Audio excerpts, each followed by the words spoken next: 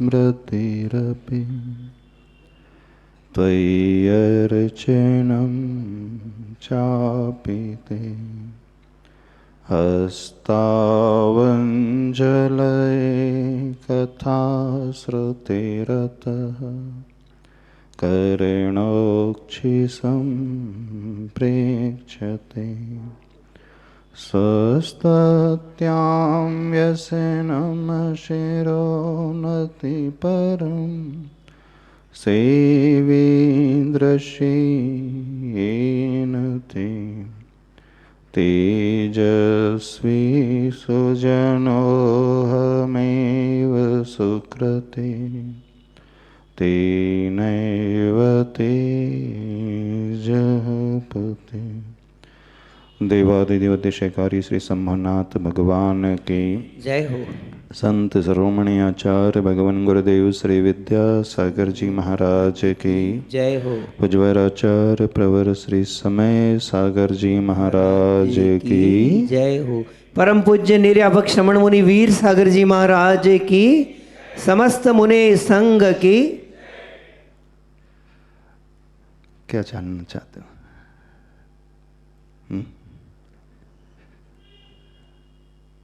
कोई डाउट है? दीक्षा दिवस हम लोगों की दीक्षा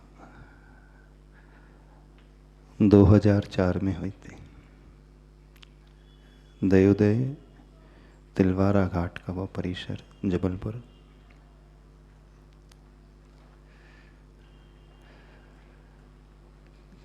कई लोग प्रश्न करते हैं, यहाँ पे भी कुछ लोगों ने कुछ पूछा था कि आज के जिस भागते हुए युग में जहाँ हर व्यक्ति लेविश लाइफ जी रहा है,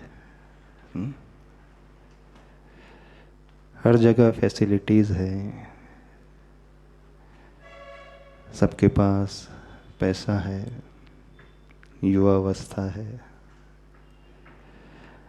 ऐसी स्थिति में इस पंचम काल में वैराग्य कैसे हो सकता है?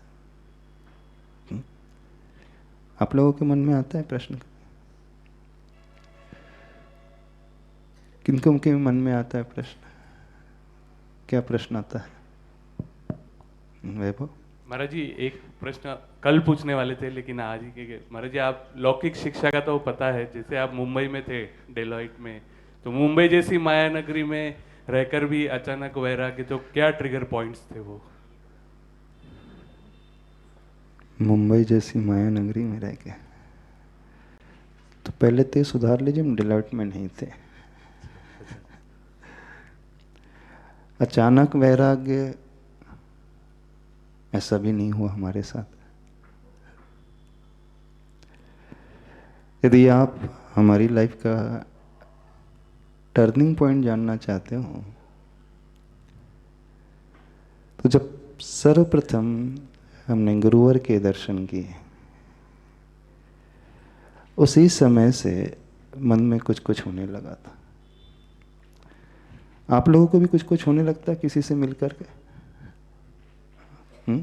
क्या होता है बताइए। महाराज, मतलब जैसे आपको अभी आपके सानिध्य में है तो लगता है कि हाँ, मतलब ऐसा भी हो सकता है कि लौकिक शिक्षा करो संसार में और अचानक वहाँ भी हम जा सकते हैं।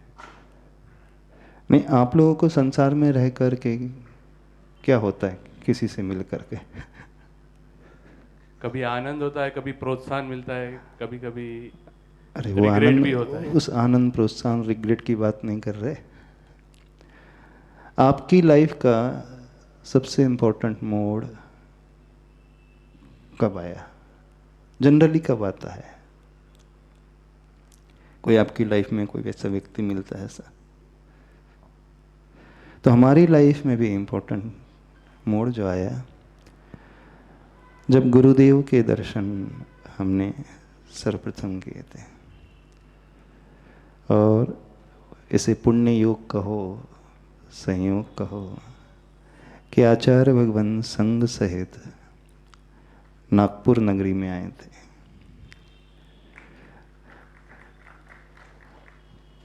तो पुण्य योग से कभी कभी गुरु भी दर्शन देने आ जाते हैं। शास्त्रों में वर्णन आता है, महावीर भगवान के जीव को सिंह की पर्याय में चारण रिद्धिधारी मुनिराज आए थे और उन मुनिराज ने उस जीव को संबोधन दिया था। जब उस जीव को संबोधन मिला तो जो हिंसक पशु था उसकी आंखों से आंसू की धारा बह रही थी और उसे सम्यक दर्शन प्राप्त हो गया था। ऐसा ही कुछ योग आप लोग भी समझ लें। आचार्य भगवान 1991 में विहार करते हुए मुक्तागिर से जब चतुर्मास पूरा हुआ, सर्वप्रथम रामटेक नागपुर नगरी में आए थे। जहाँ तक स्मरण है, प्रथम बार ही गुरुदेव का दर्शन हुआ था। वैसे उस समय हमें धर्म कुछ आता जाता नहीं था और वैराग्य का कोई भाव भी नहीं था। जैसे जनरल सबकी लाइफ होती है वैसी लाइफ अपनी चल रही थी। इंजीनियरिंग फर्स्ट ईयर में थे, 91 में केमिकल इंजीनियरिंग कर रहे थे। तो गुरु के दर्शन किए, संघ के दर्शन किए, संघ में रहने वाले मुनि राजों के दर्शन किए। जैसे बच्चों का ग्रुप होता है कॉलोनीज में, मोहल्ले में, ऐसे ही कुछ लड़के युवा लोग सब मुनि महाराज के दर्शन करने पहुंच गए। आप लोग भी हैं ना, जैसे आते हैं ग्रुप बना करके दर्शन करने के लिए। तो एक मुनि महाराज से थोड़ा सा जुड़ाव सा होने लगा, क्योंकि वह समय दे रहे थे, कुछ समझा रहे थे, तो उनसे ही जुड़ गए। उनका नाम मुनि श्री सुख सागर जी था। तो धीरे धीरे ऐसे ही जाने लगे, वैयावृत्ति करने के लिए जाने लगे, आहार में जाने लगे, और कुछ दिन का ही प्रवास था। और उसके बाद आचार्य भगवान का विहार हो गया। बस वह दर्शन था तो मन में ये भाव आया कि गुरुओं के पास आना जाना चाहिए। आप लोगों के मन में आता है? कैसा आता है मन में भाव? कितना आता है? वैसे यहाँ बहुत सारे बैचलर्स हैं, बहुत सारे युवा वर्ग हैं। जब आपने गुरुओं के दर्शन किए तो आप लोगों के मन में कौन सा भाव आता है? बताना। हाँ, अक्षय तुम बताओगे?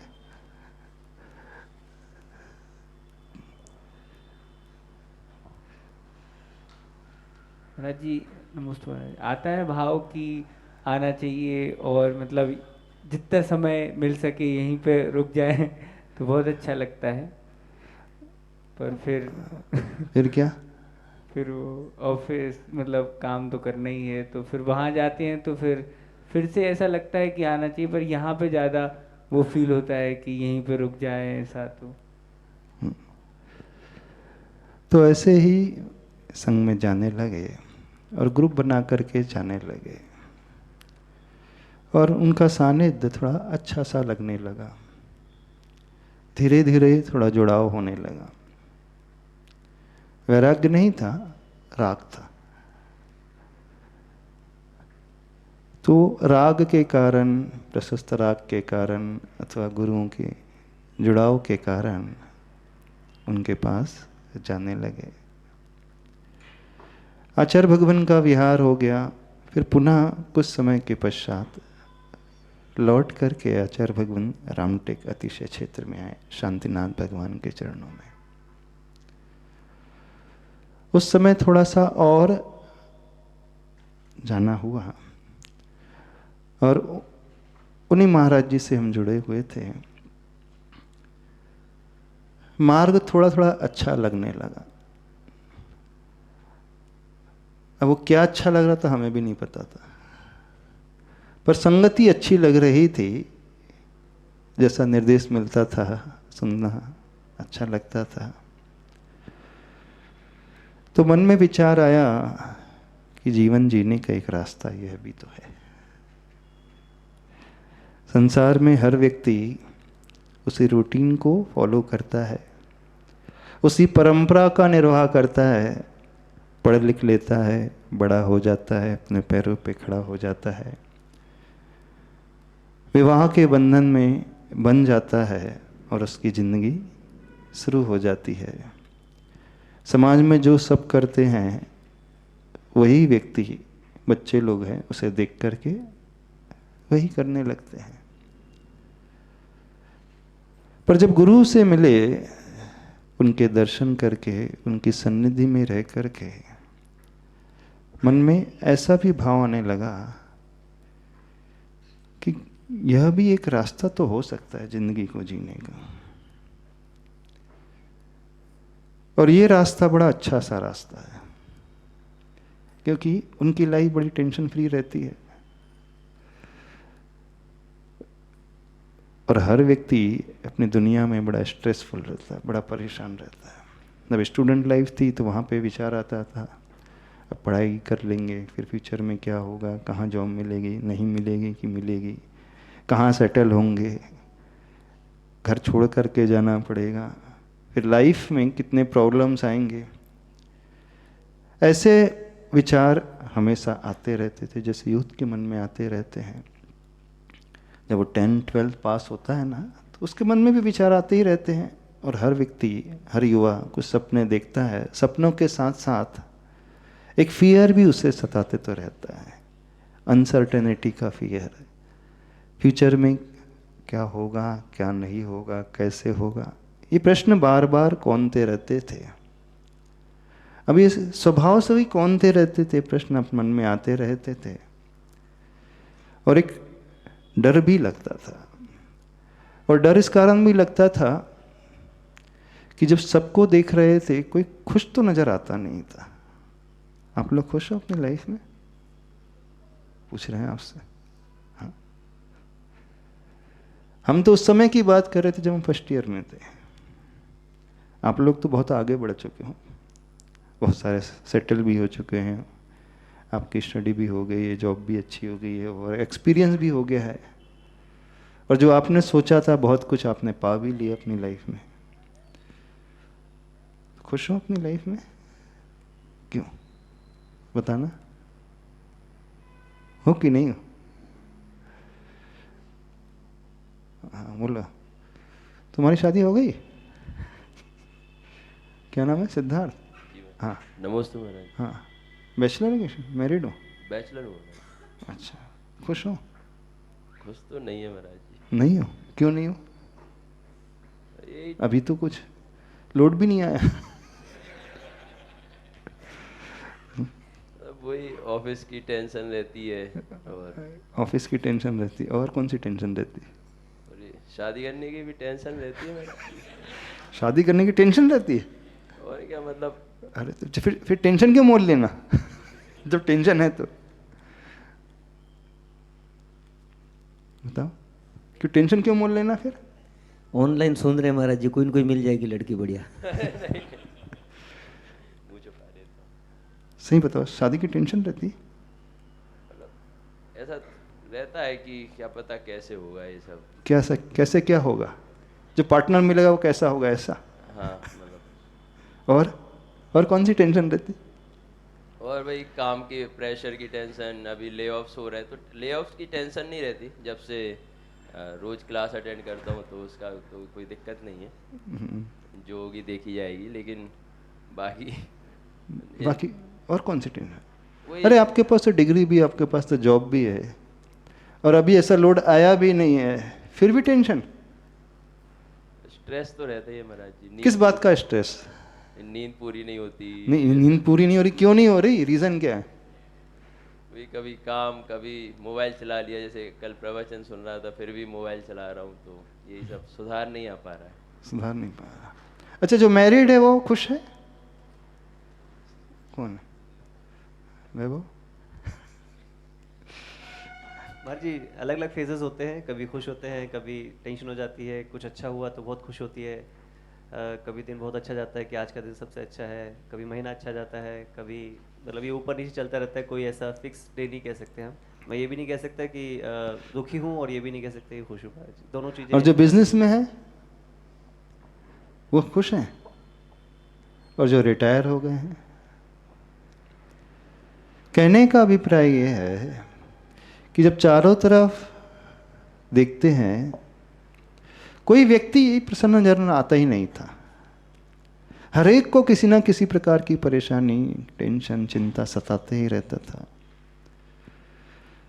तो जब इस लाइफ में यानी इस दौर में कोई आगे बढ़ता है तो खुशियां तो है ही नहीं। तो हमें लाइफ में खुशियां मिलेगी कैसे? एक ये प्रश्न बार बार आता था कि क्या एक यही रास्ता है कि इसके अलावा भी कोई रास्ता है जहां व्यक्ति एकदम टेंशन फ्री रह सके? बस ये विचार आता था और ज़्यादा विचार नहीं आता था। स्टडी करते करते तो गुरु का समागम मिला, उनसे जुड़ाव हुआ, उनका निर्देशन मिलने लगा, तो फिर यह भाव भी जागृत होने लगे कि ये मार्ग अच्छा मार्ग है। और जब आचार्य भगवान को देखते थे, उनकी चेहरे की प्रसन्नता, मुस्कुराहट, उनका आत्मविश्वास, उनकी निर्विकल्पता, तो भाव और अच्छे हो जाते थे। एट द सेम टाइम जब संसार को देखते थे, चारों तरफ देखते थे, सब लोगों को देखते थे, तो डर भी लगता था। क्या डर लगता था? ये रास्ता बहुत कठिन है। कौन सा? मोक्ष का। हाँ, मोक्ष मार्ग बहुत कठिन है, बड़ी बड़ी साधनाएं हैं, गर्मी सर्दी उपवास अंतराय। और सबसे बड़ा डर लगता था, व्यक्ति संयमित कैसे रह सकता है, व्यक्ति ब्रह्मचर्य का पालन करके कैसे रह सकता है, क्योंकि उस फेज में तो तरह तरह के विचार सबके मन में आते थे। तो जब महाराज जी से चर्चा होने लगी तो उन्होंने पूछ लिया, इस मार्ग में बढ़ना है तो कुछ नियम ले लो। तो हमारे मन में आया कि कुछ हम नियम ले लेते हैं, और हमने एक नियम ले लिया, अपनी दृढ़ता देखने के लिए कि हम यहाँ रह पाएंगे नहीं रह पाएंगे। आपके मन में भी आता है ना, जब भी कोई नियम लेते हो, पालन होगा कि नहीं होगा, कहीं टूट ना जाए, कुछ घटना घट जाए। तो हमने उनसे निवेदन किया कि ठीक है, मैं हम ब्रह्मचर्यव्रत ले लेते हैं। तो बोले कितना होना चाहिए, कितना लिया जाना चाहिए? बोलो अक्षत।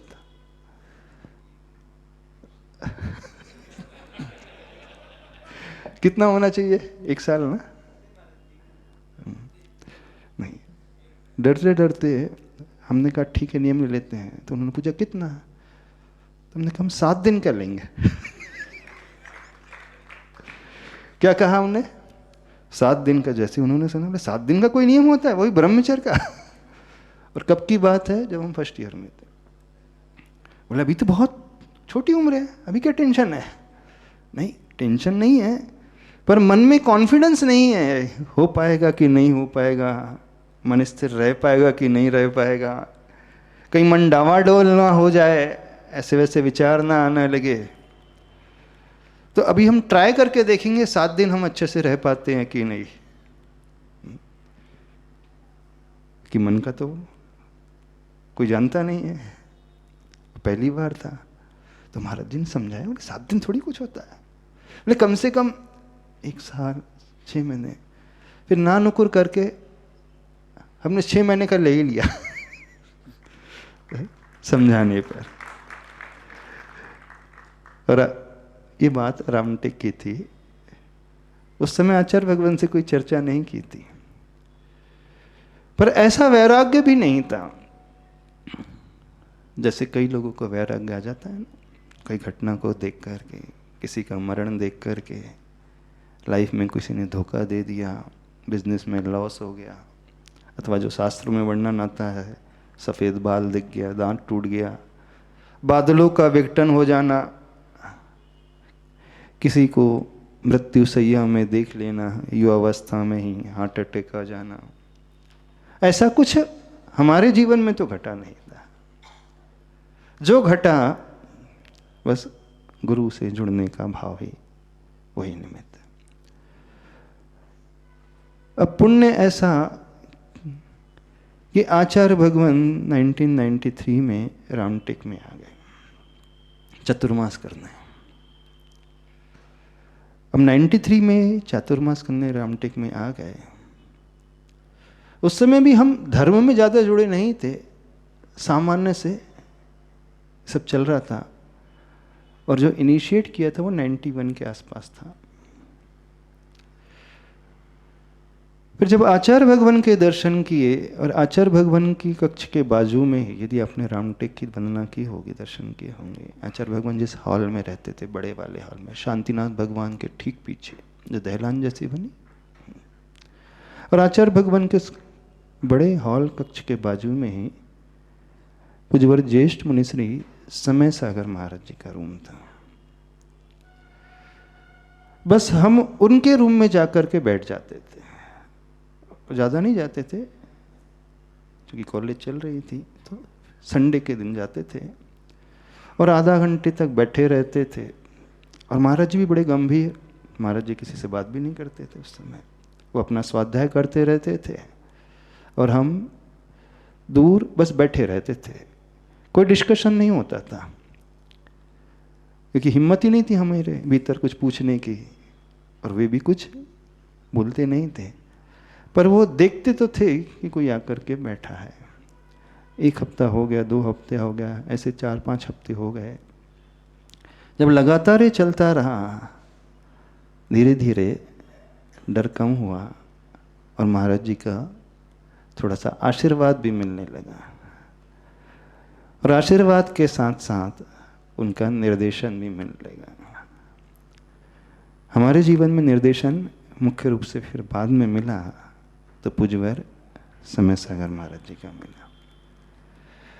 वो हमें बहुत अच्छे से समझाने लगे और वैराग्य की दृढ़ता की बातें करने लगे। उनके उपदेश को सुनकर, उनके ढांढस को देखकर और उनकी वैराग्य की उस दृढ़ता को देख कर के अब मन हमारा थोड़ा थोड़ा और मजबूत होने लगा। ये 3rd ईयर की बात थी। फिर उनसे निर्देश पाकर के हम आचार्य भगवान के पास निवेदन करने के लिए गए, और 93 में फिर आचार्य भगवान से 1 वर्ष का ब्रह्मचर्य व्रत लिया। बस व्रत ही लिया था, लेकिन करते धरते कुछ नहीं थे। मंदिर में भी ऐसे ही सामान्य से चले जाते थे। आप लोग तो वैसे बहुत धर्म करते हो, अभिषेक पूजन भी करते थे। उस समय ना हम अभिषेक पूजन कुछ नहीं करते थे, बस दर्शन करने के लिए चले जाते थे। और बचपन के थोड़े से संस्कार थे पाठशाला के, तो उसके फलस्वरूप थोड़ा भाव अपने आप ही लग जाता था। और 94 में आचार्य भगवान का पुनः चातुर्मास रामटेक में हुआ। तो पूज्यवर समय सागर महाराज जी का निर्देश और मिलने लगा, तो दृढ़ता और बढ़ने लगी। 94 में गुरुदेव के पास जाकर के हमने अपने उस ब्रह्मचर्य व्रत को 1 साल से बढ़ा करके 3 वर्ष का कर लिया। अब 94 में चतुर्मास के पश्चात आचार्य भगवान का विहार हुआ और हमारी डिग्री कंप्लीट हो गई। अब जोश तो था, जब डिग्री कंप्लीट हो गई तो भाव आया कि अब क्या किया जाए। घर में माता पिता लगे थे। उस समय भावुकता बहुत अधिक थी। बिना विचारे प्लानिंग कर लिया कि अब तो आचार्य भगवान के संग में ही जाना है, और बिना किसी को बतलाए, घर में किसी को नहीं बताया। इंजीनियरिंग की पूरी,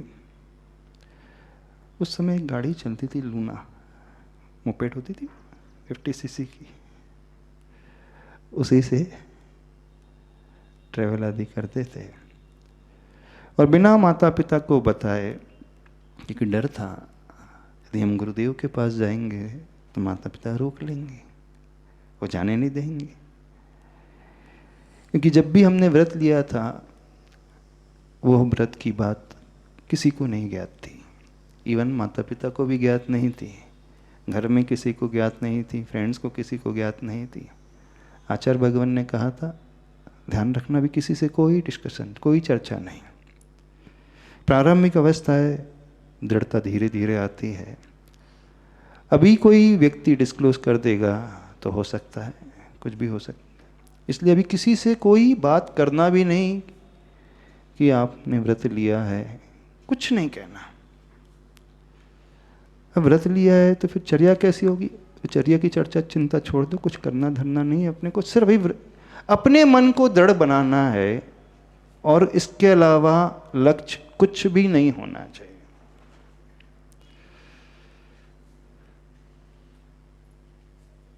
तो जब डिग्री कंप्लीट हो गई, कंप्लीट होने के पश्चात बिना बताए हम उस गाड़ी को पीछे किसी गली में पार करके चले गए।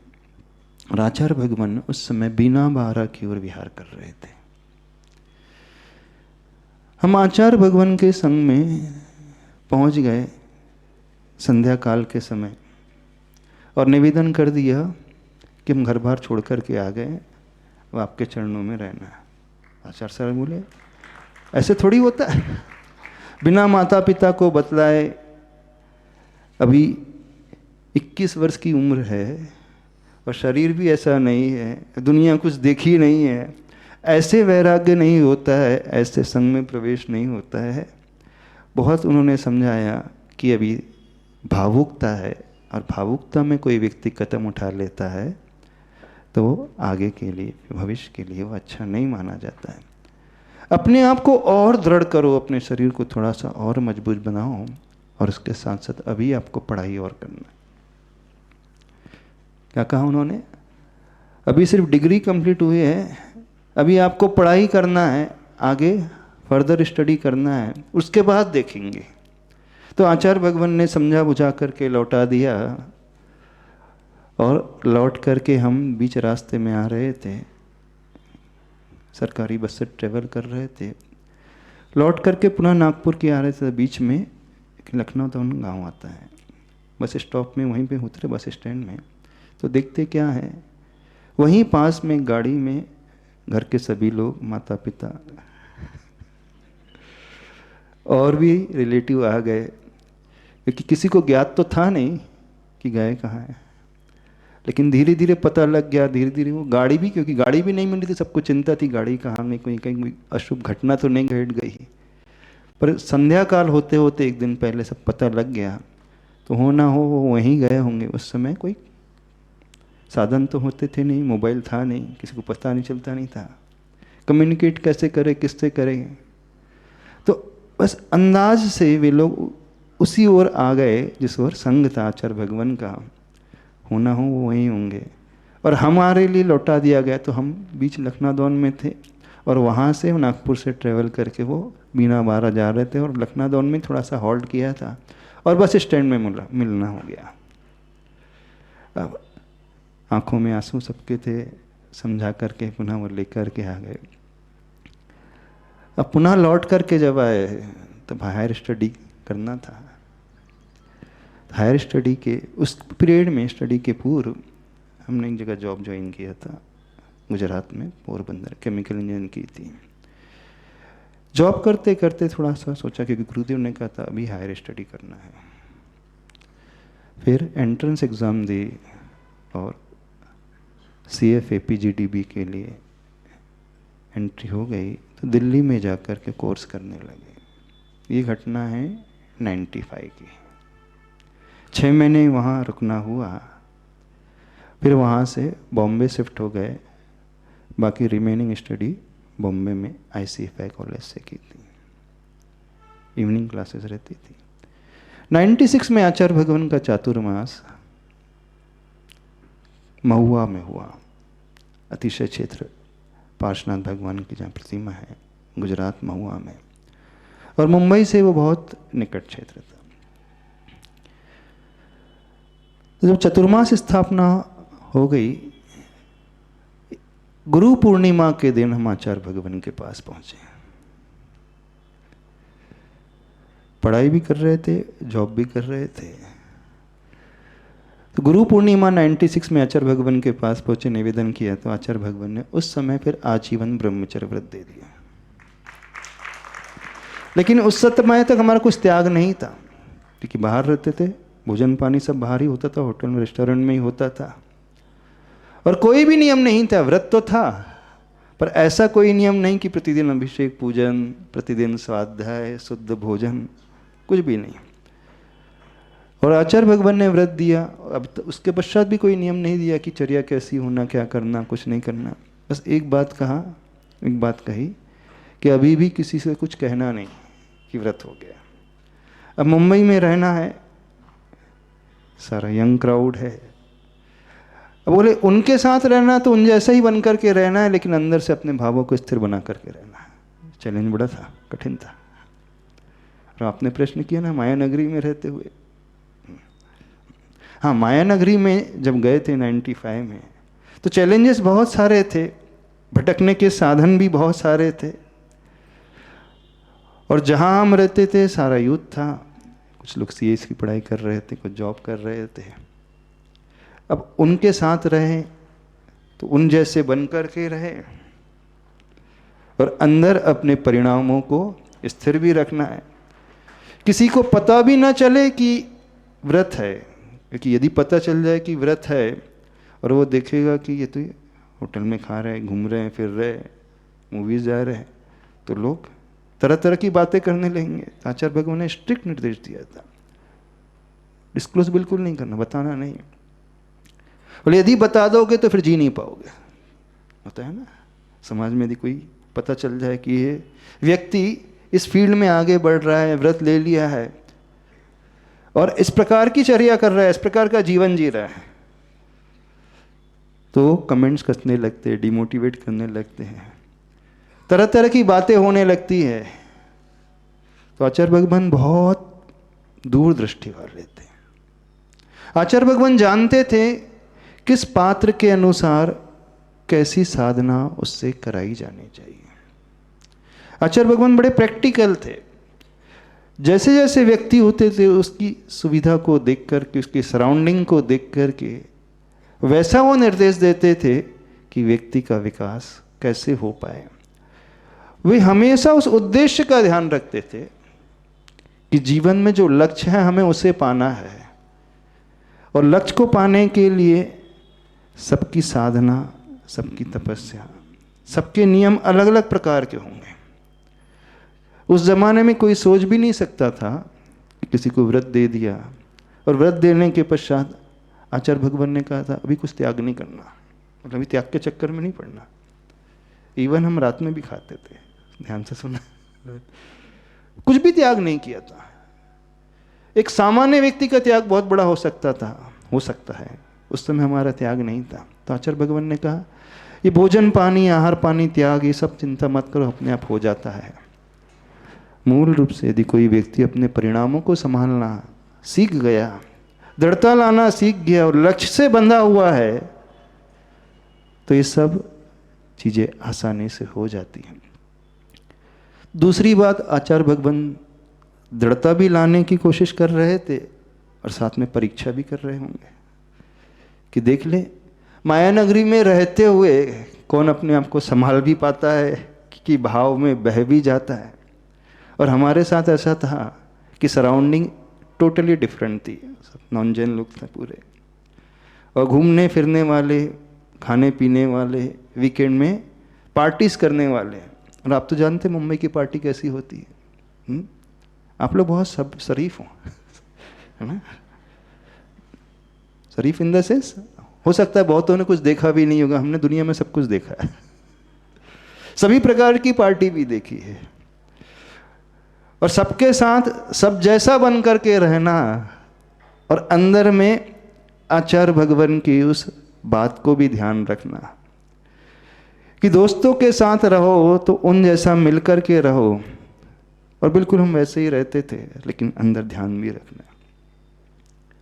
परीक्षा बड़ी कठिन थी, मन में कभी कभी भाव भी आ जाते थे, संगति थी इस प्रकार की, पर परीक्षा के साथ साथ गुरुदेव का आशीर्वाद था, और गुरुदेव के आशीर्वाद से सब कुछ होने लगा। तो जब व्रत हमारा 96 में हो गया, उस समय भी आचार्य भगवान ने ज़्यादा कुछ नहीं कहा, बोले बस अभी एक ही लक्ष्य बना करके चलना है। लक्ष्य यह है कि अभी पढ़ाई आगे तक करना है, MBA करना है, CFA करना है, उसके बाद देखेंगे जैसा हो गया, जैसा होगा फिर आपके लिए संकेत मिलता चला जाएगा। तो पढ़ाई भी चल रही थी, जॉब भी चल रहा था, और वहीं पर रहना भी हो रहा था। उस समय तक क्या कहे, ये क्रम 98 तक चलता रहा। 99 में जब आचार्य भगवान कुंडलपुर में थे, जनवरी फरवरी के बाद की बात है, उस समय बहुत सारे ब्रह्मचारी थे, यदि आप लोगों को पता हो। जब नेमावर में 23 दीक्षा हुई थी ना, ऋषभ सागर से लेकर अजीत सागर, संभव सागर आदि, अभिनंदन सागर, तो 99 में इन लोगों की दीक्षा तो हो गई थी, पर संघ में लगभग 25 ब्रह्मचारी थे, और वे ब्रह्मचारी साधना कर रहे थे, और आचार्य भगवान वहाँ से विहार करके नेमावर जाने वाले थे। तो हम कुंडलपुर में दर्शन करने पहुँच गए आचार्य भगवान के, और आचार्य भगवान ने संकेत दिए कि बहुत सारे ब्रह्मचारी हैं, अब आप हमेशा निवेदन करते रहते थे इस मार्ग में बढ़ना है, तो बोले अब यहीं रुक जाओ। क्या कहा? अब जानने की आवश्यकता नहीं है, यहीं रुक जाओ। अब गुरुदेव ने संकेत दे दिया कि यहीं रुक जाओ, पर साथ में परिवार के लोग थे, गृहस्थ अवस्था के नाना थे। उन्हें जब ज्ञात हुआ तो आचार्य भगवान के पास पहुंच गए, बोले अभी नहीं, अभी तो बहुत सारी जिम्मेदारी है, अभी भाई छोटे हैं, अभी माता पिता भी इतने मजबूत हुए नहीं हैं, आचार्य भगवान अभी नहीं होगा, वैसा नहीं होगा, वैसा नहीं हो गया। तो न जाने क्यों हमारे मन में भाव आया, जैसा वो कहते गए उनकी बात को हमने भी मान लिया, और लौट करके हम घर आ गए। अब देखना क्या परिस्थिति क्या बनी। 99 में फरवरी के आसपास की घटना है, फरवरी में थे आचार्य भगवान कुंडलपुर में, और आचार्य भगवान ने संकेत दिया कि अब यहीं रुकना है, कहीं नहीं जाना है। पर गृहस्थ अवस्था के नाना ने कुछ इस प्रकार से समझाया, और आचार्य भगवान से भी कह दिया अभी नहीं, भी माता पिता आए नहीं, अभी नहीं रुकेंगे, ऐसा है वैसा, अभी चले जाएंगे, साथ में भविष्य में देखेंगे। तो हम लौट करके पुनः घर आ गए, और आचार्य भगवान का विहार हो गया, और विहार होकर के संघ पूरा पहुंचा नेमावर में, और नेमावर में 23 मुनि दीक्षा हो गई थी अप्रैल में, वैशाख शुक्ल नहीं, हाँ वैशाख शुक्ल सप्तमी को, अक्षय तृतीया के पश्चात 4 दिन पश्चात 23 मुनि दीक्षा हुई थी, ऋषभ सागर से लेकर पार्श सागर से तक। हम लौट करके पुनः मुंबई चले गए, जॉब करने लगे, और उन्हीं संगति में रहने लगे जॉब करते करते। अभी भी बाहर से वैसे ही रहते थे, लेकिन अंदर से थे। 2000 की घटनाक्रम की बात है, दोस्तों के साथ हम एक मूवी देखने जा रहे थे, मोहब्बत, उस समय मूवी आई थी। बीच रास्ते में थे, तो उसी समय मोबाइल से मैसेज आता है, अब आचार्य भगवान इसमें बीना बारा में था, संकेत आता है कि आपको आचार्य श्री ने बुलाया। तो बीच रास्ते में जैसे ही मैसेज आया, सारे फ्रेंड्स तो चले गए, हम लौट करके आ गए, और वहाँ छोड़ करके बीना बारा पहुँच गए दिसंबर में 99 में। बीना बारा में उस समय संघ से कई ब्रह्मचारियों के लिए संकेत आए थे, और उस समय हम लोगों की एंट्री फिर संघ में हो गई। वो टोपी मंडल वाले ब्रह्मचारी देखे होंगे आपने। पहले आचार्य भगवान के संग में सभी ब्रह्मचारी धोती दुपट्टा में रहते थे। आचार्य भगवान ने कहा कि हम कुछ ब्रह्मचारियों को प्रवेश दे रहे हैं, पर प्रवेश किस प्रकार से रहेगा, जैसे पहले होता था वैसे नहीं। हमेशा आचार्य भगवान नए नए एक्सपेरिमेंट करते थे, और उस समय हम लोगों के ऊपर लगभग 15 ब्रह्मचारी थे। एक्सपेरिमेंट किया कि वे ब्रह्मचारी धोती में रहेंगे, कुर्ता में रहेंगे, दुपट्टा रहेगा, टोपी रहेगी और सिर मुंडन रहेगा और पीछे चोटी रहेगी। शायद किसी ने देखा होगा पुरानी फोटो, देखा है किसी? नहीं देखा तो वो वाली फोटो देख लेना, आपको मिल जाएगी। 15 ब्रह्मचारियों की एंट्री हुई और निर्देश दिया गया कि चतुर्मास में सारे ब्रह्मचारी यहीं रहेंगे और आचार्य भगवान उन्हें स्वाध्याय कराएंगे, पढ़ाएंगे, और चतुर्मास के पश्चात सारे ब्रह्मचारी अपने अपने घर लौट जाएंगे। तो ये यात्रा यहाँ तक हुई। अब आपने प्रश्न किया था, क्या प्रश्न किया था कि मुंबई जैसी माया नगरी में रहते हुए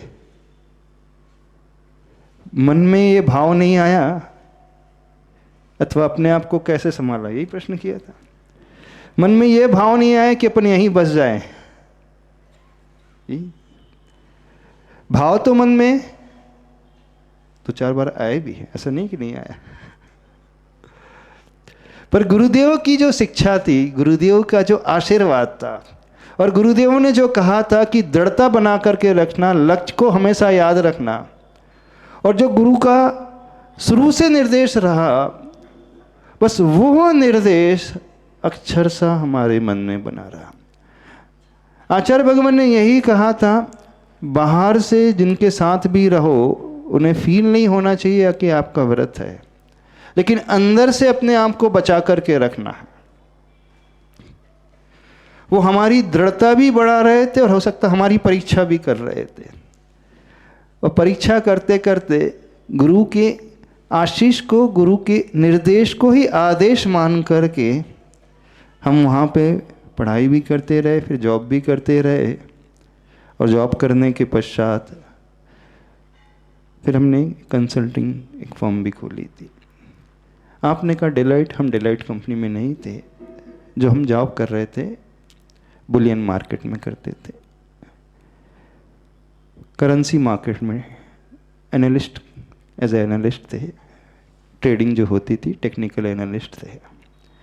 गोल्ड, सिल्वर, प्रेशियस मेटल्स, और जो फॉरेक्स मार्केट में परचेसिंग बाइंग जो होता है ना, सेलिंग होता है, margin trading, future option trading, derivative trading, सुना है ना आपने? उस फील्ड में हम कंसल्टेंसी प्रोवाइड करते थे। When to buy, where to buy, where to sell. पर सबसे खतरनाक बिजनेस है। सबसे कह रहे हैं सिर्फ उसमें कंसल्टेंट ही कमाता है, ब्रोकर ही कमाता है, और मैक्सिमम लूजर ही होते उसमें। Derivative trading very difficult. और जब इंटरनेशनल मार्केट होता था तो वो नॉन स्टॉप 24 आवर चलता था, तो हमारा जो शेड्यूल था वो बड़ा हेक्टिक था। 1:30 नाइट तक सारे मार्केट, यूएस मार्केट खुला रहता था, और 3:30 ऑस्ट्रेलियन मार्केट ओपन हो जाता था। तो मॉर्निंग 3:30 टू 12:30 और 1:30 डिपेंड ऑन सीजन, ऐसा मार्केट 20 आवर्स डेली ओपन रहता था। अब ऐसे फ्लक्चुएटिंग मार्केट में जॉब था, फिर कंसल्टिंग सर्विस अपनी ही कुछ लोगों ने, दोस्तों ने मिलकर के बना ली। जब ये 98 के आसपास की बात है, 98, उस समय आचार्य भगवान ने फिर हमें एक संकेत दिया था। बोले अब आपको रात्रि में 4 प्रकार का आहार का भी त्याग कर देना है। क्या संकेत दिया था? रात्रि में 4 प्रकार का आहार का भी त्याग कर देना। तो 4 प्रकार का आहार, पानी भी त्याग हो गया, पर जॉब शेड्यूल रात के 12, साढ़े 12, 1 बजे तक चलता था। फिर आचार्य भगवान ने वहाँ से साधना शुरू कराई थी। देखना आचार्य भगवान का तरीका कैसे होता है। किसी व्यक्ति को निखारने का, ऊपर उठाने का, साधना कराने का, दृढ़ता लाने का, परीक्षा करने का तरीका कैसे होता है। हर एक के साथ वो अलग अलग प्रकार से उसको देख कर के समझाते थे, नियम देते थे, रास्ता बताते थे। प्रारंभिक दौर में आचार्य भगवान ने स्वयं कहा अभी कोई त्याग नहीं, कोई चर्या का ध्यान नहीं, कोई नियम नहीं, यहां तक कि अभिषेक पूजन का भी नियम नहीं, स्वाध्याय का भी नियम नहीं, और शुद्ध भोजन का भी कोई नियम नहीं। जबकि नियम ये था, ब्रह्म संयम का नियम दे दिया था, लेकिन बाहरी चर्या का कोई नियम नहीं। फिर जब देखा गुरु ने कि समय हो रहा है, अब वहीं रहते हुए भावों के साथ साथ अब द्रव्यचर्या भी आवश्यक हो जाती है। क्योंकि किसी को यदि मोक्ष मार्ग में आगे बढ़ना, आत्म कल्याण करना है, तो मात्र भावों से साधना नहीं होती है। भाव बहुत जरूरी हैं, भाव प्राइमरी हैं, प्राइम तो भाव ही होते हैं, मुख्य वही होते हैं। लेकिन भावों के साथ साथ परिणामों को संभालने के साथ साथ और शारीरिक साधना भी। कौन सी साधना? एक टाइम आहार करना है तो वो तो बाद में होगा, लेकिन वो साधना कर पाए कोई व्यक्ति तो रात्रि भोजन त्याग आदि। फिर उन्होंने नियम दिया था कि अब व्यवस्थित तरीके से अपने उस साधना को जॉब आदि करते हुए मेंटेन करना है, शुरुआत करना है।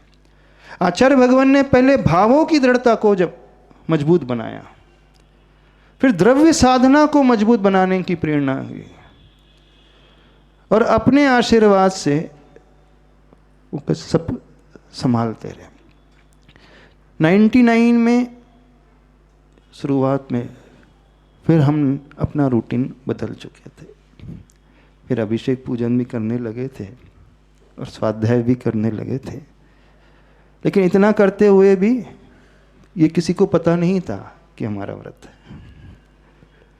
लास्ट मोमेंट में जब दिसंबर में वहाँ से कॉल आया और हम छोड़ करके यहाँ आने लगे, उस दिन हमने उन फ्रेंड्स को बताया था कि हमारा ब्रह्मचर्य व्रत है, अब हम अपने गुरु के पास जा रहे हैं, वहाँ से संकेत आ गए हैं, अब हमारा लक्ष्य जो है मोक्ष मार्ग में आगे बढ़ने का है।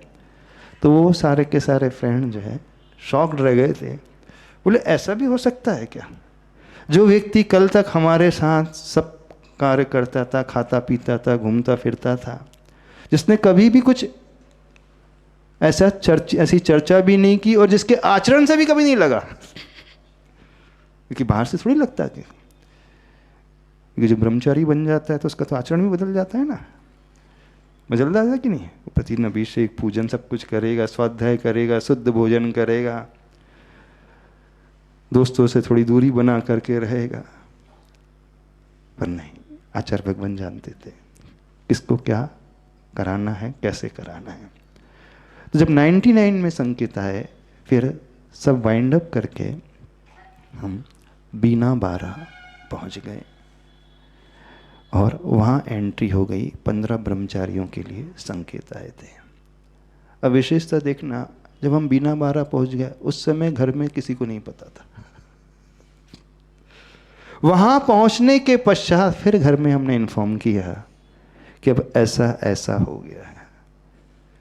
टाइम तो नहीं हो गया आपका? हाँ, टाइम हो रहा है। अभी जर्नी बड़ी लंबी है, कुछ समझ में आ रहा है क्या है? अच्छा, हमने जब गुरु के दर्शन किए, हमारे मन में तो ये भाव जागृत हो गए। आप में से किसी के मन में जागृत नहीं होते? क्यों पूछ रहे हैं यहाँ पे? कितने बार आपने लोगों ने आचार्य भगवान के दर्शन किए? शुरुआत में कोई वैराग्य नहीं था, हमें भी नहीं था वैराग्य, बता रहे हैं, स्पष्ट बता रहे हैं।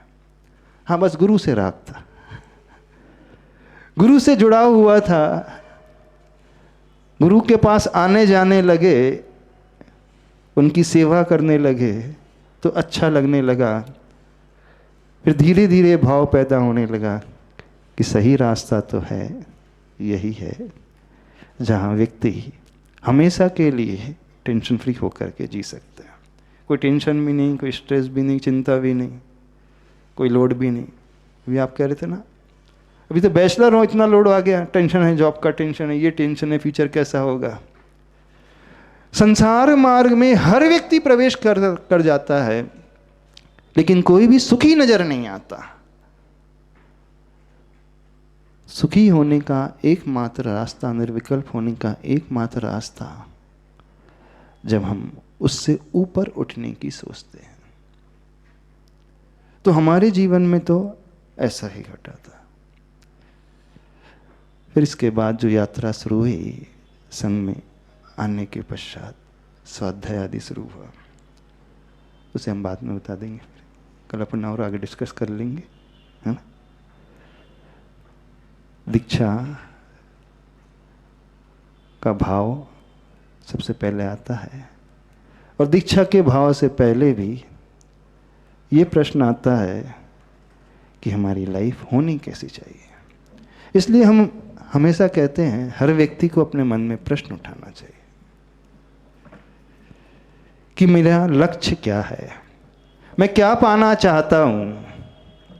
दूसरों को देखकर, हाँ दूसरों को देखकर, क्योंकि दूसरों को इस एंगल से देखना, हर व्यक्ति तो परेशान है यहाँ पर, नहीं परेशान।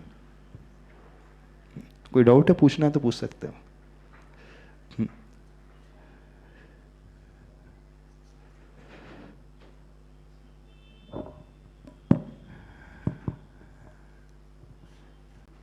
नमस्ते महाराज जी।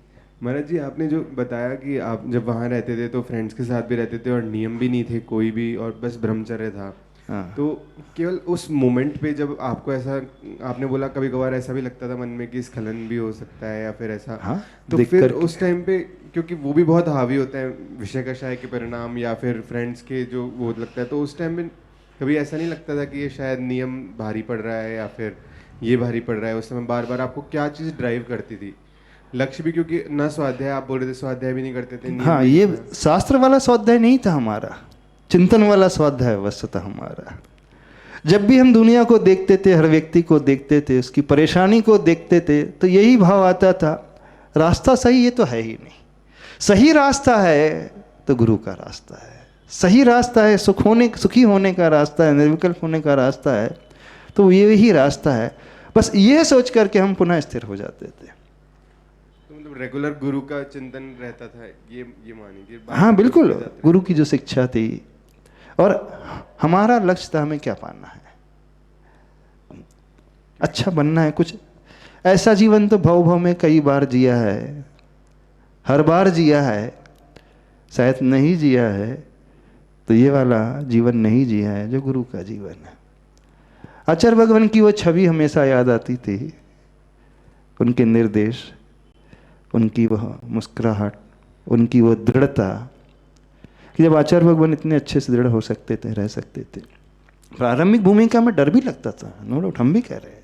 ये भी विचार आता था, हो पाएगा कि नहीं हो पाएगा, कहीं ऐसा तो नहीं है नहीं हो पाएगा, भटक जाएंगे तो क्या है, इस क्षेत्र में आगे बढ़ने के पास मन खराब होने लगे तो क्या होगा। जैसे सबके मन में आता है, हमारे मन में भी आता है। लेकिन विश्वास मानो, प्रारंभिक अवस्था में ये प्रश्न उठते हैं, लेकिन धीरे धीरे व्यक्ति के मन में दृढ़ता आने लगती है।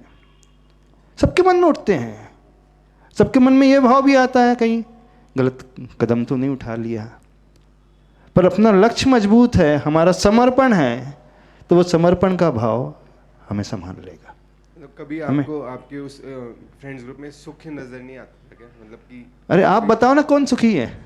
हर व्यक्ति परेशान है, चाहे बैचलर हो चाहे मैरिड हो, चाहे जिसकी जॉब नहीं है चाहे जिसकी जॉब है, जो बिजनेस है, तो रास्ता तो ये है ही नहीं। कितना भी कर लो, चाहे 20 साल के व्यक्ति को उठा के देखो, 80 साल के व्यक्ति को उठा करके देखो, उनसे पूछो, तो हर व्यक्ति तो चिंताग्रस्त है, फंसा हुआ है, कहीं ना कहीं उलझा हुआ है। बस ये चेहरे जब हम देखते थे तो पुनः दृढ़ता आ जाती थी। तात्कालिक भाव हो भी जाता था, अरे अपने को घूमना फिरना चाहिए, खाना पीना चाहिए, ऐशो आराम करना चाहिए, जैसे वो है, पर व्यक्ति के हम परिणाम पुनः समझ जाते हैं। मम आराध्य गुरुदेव के चरणों में नमोस्तु। महाराज जी, मेरा प्रश्न है कि आत्म कल्याण, आत्म उन्नति, आत्म उत्थान तो सुना है, पर आत्म सिलिकॉन वर्षा योग, इसका अर्थ क्या है? और इसको सिलिकॉन का अर्थ समझ नहीं पा रहे हैं महाराज जी। आप लोग तो आईटी इंडस्ट्री में हो, सिलिकॉन वैली किस क्यों कहते हैं? हार्डवेयर में, मोबाइल में, कंप्यूटर में एक चिप डलती है ना, वो सिलिकॉन चिप ही है जो उसकी जान होती है। वो सही है तो वो सॉफ्टवेयर भी अच्छे से काम करता है। तो आज दुनिया जो है बाहरी सिलिकॉन वैली के पीछे भाग रही है, उस लग्जरी के पीछे भाग रही है, उसी को पाकर के सब कुछ पाने की भावना कर रही है। लेकिन हमें यह भी सोचना है कि हमें जो चला रहा है, शरीर को जो चला रहा है, जैसे वैल्यूएबल सिलिकॉन है वैसे ही हमारी लाइफ में वैल्यूएबल हमारी आत्मा रूपी सिलिकॉन है। तो जो व्यक्ति इसके चक्कर में आ जाएगा, अपने आप उसकी लाइफ में ट्रांसफॉर्मेशन हो ही जाएगा। तो आप बाहरी उस सुविधाओं के पीछे दौड़ लगा रहे हो, सिर्फ उसके सपने देखते हो, तो ये भी सोचो कि हमारे शरीर के भीतर बैठा हुआ आत्म तत्व है। वैसे तो आत्म तत्व है, लेकिन इंडियन सिलिकॉन वैली बेंगलोर को कहा जाता है, तो मन में विचार आया कि आत्म सिलिकॉन वर्षा योग नाम इसका सही रहेगा। ये सजेशन मिला था तो बड़ा अच्छा सा हमें भी पसंद आया। तो हमें उसकी ओर दौड़ लगाना है, जहाँ हम दौड़ेंगे तो शाश्वत को पा सकते हो। आपकी जो दौड़ है, आईटी प्रोफेशनल की दौड़ है, 12 घंटे नहीं 15-15 घंटे का जो काम होता है, और उस वर्क के बदले में जो आप पाते हो, कितना पाते हो और कब तक सस्टेन करता है? कब तक सस्टेन करता है? कर्म पर वशे शांति दुखे रंत ऋतोदय, पाप बीजे सुखे नास्ता श्रद्धा नाकांक्षता स्मृता। जो भी व्यक्ति इस दौड़ के माध्यम से पाता है, यदि उसका पुण्य कर्म का उदय होगा तो उसे मिल जाएगा। कर्म परवश है, कर्म के परवश होकर के पाता है। लेकिन शांति वो अंत सहित है, समाप्त हो जाता है। जितना भी यह पैकेज आपको मिलता है वो समाप्त हो जाता है। दुख है अंतरित, बीच में दुख से मिश्रित होता है, और वो पाप का बीज होता है। तो जो सुख आप पाने की कोशिश कर रहे हो बड़े कष्ट साध्य है, समाप्त होने वाला है, दुख से मिला हुआ है, और बाद में उसका फल जो है पाप के बीज के रूप में होता है। तो क्यों ना ऐसा पुरुषार्थ किया जाए जो कर्म के वशीभूत ना हो करके एकदम स्वात्माश्रित हो, आत्माश्रित हो। अब सबका सुख पराश्रित है, वस्तु आश्रित है, व्यक्ति आश्रित है, धन आश्रित है, सुविधा आश्रित है, पैसे वैभव आश्रित है। लेकिन जो भी व्यक्ति बाहर के दौड़ने की कोशिश करेगा, या तो वो छूट जाएगा, समाप्त हो जाएगा, कम पड़ जाएगा, चोरी हो जाएगा, नष्ट हो जाएगा। तो फिर व्यक्ति को विकल्प होंगे। तो बाहरी सिलिकॉन वैली को छोड़ कर के आत्मा रूपी सिलिकॉन वैली की ओर हम आना सीखें। इस दृष्टि से इस वर्षा युग चतुर्मास का नाम आत्म सिलिकॉन वैली, आत्म सिलिकॉन वर्षा युग रखा। नमस्ते महाराज जी। बोले परम पूज्य निर्यापक श्रमण मुनि श्री वीर। हाँ वही ठीक है। हाँ महाराज जी, आपने बताया कि मोक्ष मार्ग और वीतराग मार्ग ही सबसे बढ़िया मार्ग है, और यहाँ जितने बैठे हैं संसार में सबको पता है कि संसार मार्ग में ही है सब। हाँ। नहीं, खुश कोई भी नहीं है। हाँ, कोई भी खुश नहीं है। हर दिन, हर दूसरे दिन, हर तीसरे दिन कोई ना कोई दुखी होता है और सोचता है कि यार ये छोड़ो। तो महाराज जी, ऐसे क्या है कि हम लोग ये छोड़ नहीं पा रहे और वीतराग मार्ग पर नहीं जा पा रहे? सबको रियलिटी पर सबको पता है, सबको पता है कि मुनि दीक्षा ही सबसे बढ़िया है, फिर भी कोई नहीं ले रहा। अरे जिया जग धोखे की ताटी, जान बूझ कर अंध बने हैं आँखन बांधी पाटी। जानबूझ करके अंधा बना हुआ, आँखों में पट्टी बांध लिया है। मोह इसका इतना बलवान है, उस मोह के कारण वो जान कर के भी छोड़ नहीं पाता है।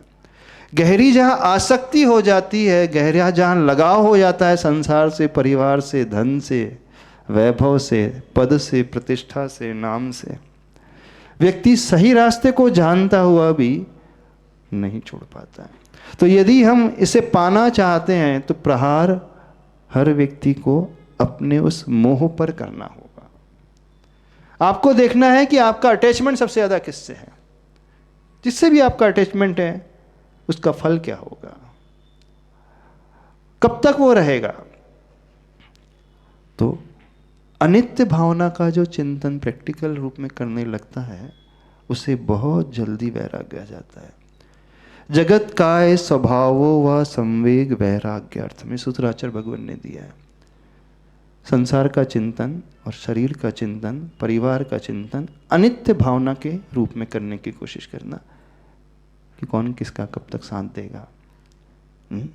जहाँ अपना शरीर भी अपना नहीं है, परिवार कौन सा अपना हो सकता है, धन वैभव कौन सा अपना हो सकता है। बस अंतरंग से अनित्य भावना को सोचो। तो आप देखो जिससे आपकी गहरी आसक्ति है वो आसक्ति कब तक चलेगी। पत्नी, बच्चे, या तो आप चले जाओगे अथवा वो चले जाएंगे। जाना तो सबको है, छूटना तो सबके साथ है। छूटे उससे पहले जो छोड़ने की कला सीख लेता है वही इस मार्ग को अपना सकता है। तो अनित्य और संसार भावना का चिंतन करो। जिसे आप अपना मानते हो वो आपके अपने हैं, बताना। हर व्यक्ति संसार में बहुत स्वार्थी है। वो पत्नी भी स्वार्थी, बच्चे भी स्वार्थी है, माता पिता भी स्वार्थी है। अपने अपने सुख को रोवे पिता पुत्र तारा। वो आपके लिए नहीं रोता है। आप बीमार पड़ गए, इंस्टेंट डल गए ना, जी महाराज, तो रो तो रहे होंगे परिवार के लोग।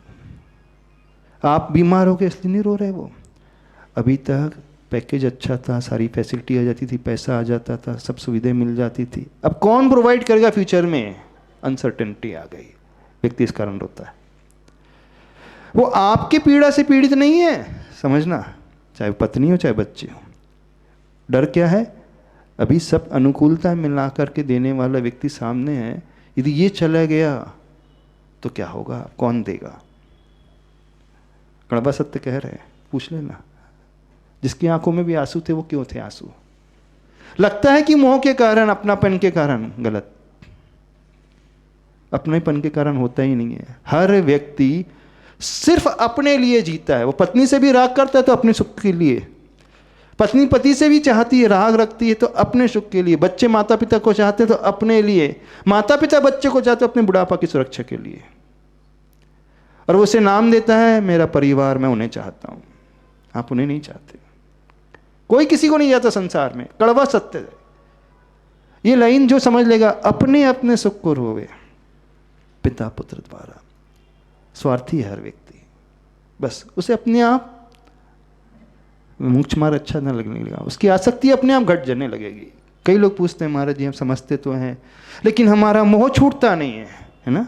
महाराज जी क्वेश्चन यही कि क्यों नहीं छूट रहा। क्यों नहीं छूटता है, क्योंकि ये वास्तविकता की ओर चिंतन नहीं जाता। आप उसे अपना मान रहे, वो आपकी अपनी है नहीं है। आपकी पत्नी आपकी है, बताना। लगता तो है नहीं, वो आपकी नहीं है, वो आपके सुख की है। आपसे जो सुख मिल रहा है उसकी है वो। यदि वो नहीं हो तो टेंशन होगा उसे। सत्य यही है। बस इस पंक्ति को समझ लो, अपने अपने सुख के लिए रोता है। पिता हो चाहे पुत्र हो, चाहे दारा हो, पति हो, पत्नी हो, बच्चे हो, फैमिली हो, रिलेटिव्स हो, बॉस हो और सबॉर्डिनेट हो, किसी को किसी से कुछ लेना देना नहीं, सबको लेना है। हाँ, मुझे दुख नहीं होना चाहिए, यानी मुझे सुख चाहिए।